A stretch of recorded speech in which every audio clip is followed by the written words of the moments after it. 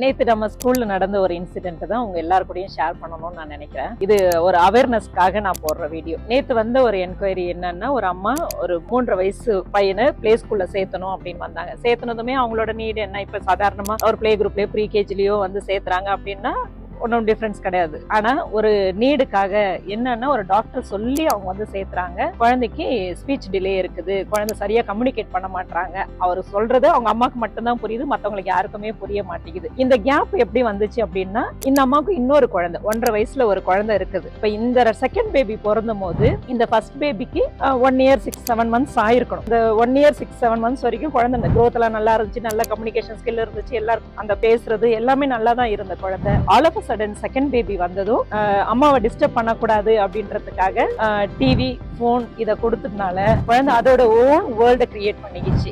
ஒரு வர்ச்சுவல் வேர்ல்டுக்குள்ள போயிட்டதுனால குழந்தை பேசவும் முடியல, தான் என்ன சொல்ல வருதோ அதை சொல்லக்கூட குழந்தைக்கு தெரியல. இது அம்மாவும் நோட் பண்ணவே இல்லை. அவங்க நினைச்சிட்டாங்க குழந்தை ஏதோ பிளாபர் பண்ணுது, ஒரு கட்டத்துக்கு மேல குழந்தை சரியா பேச ஆரம்பிச்சிடும், நம்மள டிஸ்டர்ப் பண்ணாம இருக்குது, ஓகே ஃபைன். இந்த மாதிரி இதுல ஒரு குழந்தைய விடவும் ஒரு 3.5 வயசு ஆயிடுச்சு, ஒரு ஸ்கூல்ல சேர்த்தணும் அப்படின்னா அட்லீஸ்ட் குழந்தை தன்னோட பேர் என்னன்னு கேட்டா சொல்ல வரணும். என்ன எனக்கு தண்ணி தாகமா இருக்குதோ இல்ல பசிக்குதோ இது எல்லாமே சொல்லணும்ல. குழந்தை எதுவுமே சொல்ல முடியல அப்படின் போதுதான் அவங்க பண்ணறா, ஐயோ என்னாச்சு என் குழந்தைக்கு, சரியா மத்த குழந்தைங்க பேசுதியா, என் குழந்தை பேசல, தென் போய் ஒரு டாக்டரை போய் அப்ரோச் பண்ணி இதுக்கு என்ன ட்ரீட்மெண்ட் அப்படின்னு தான் பாக்குறாங்க. இப்ப எங்க பிரச்சனை ஆயிடுச்சு, செகண்ட் பேபி பிளான் பண்ணும் போதே முத குழந்தைக்கு நம்ம எப்படி அட்டென்ஷன் கொடுக்கறோம், இது அப்பாவோட இன்வால்வ்மெண்ட் எப்படி, குழந்தை வந்து தனிமையா ஃபீல் பண்ணாம அந்த குழந்தையும் இக்னோர் பண்ணாம செகண்ட் பேபி எப்படி செகண்ட் பேபி இக்னோர் பண்ண போறது, அது கை குழந்தை, அதுக்கு தேவையான அட்டென்ஷன் நம்ம கொடுத்துட்டே தான் இருப்போம். அப்ப ஃபர்ஸ்ட் பேபியை நம்ம என்ன பண்றோம், அந்த குழந்தைக்கு தேவையான அட்டென்ஷன் கொடுக்கணும். ஃபுல்லா கேஜெட்ஸ்ல விட்டுட்டா இந்த மாதிரி தான் ஸ்பீச் டிலே வந்துட்டு, அது நம்ம உடனே கூட அதை ரியலைஸ் பண்றதும் இல்ல, கொஞ்சம் கட்டம் போய் ஒரு ட்ரீட்மெண்ட் போகணுன்ற லெவலுக்கு நம்ம கொண்டு போயிடுறோம். இந்த மாதிரி எல்லாம் ஃபர்ஸ்ட் பேபிக்கு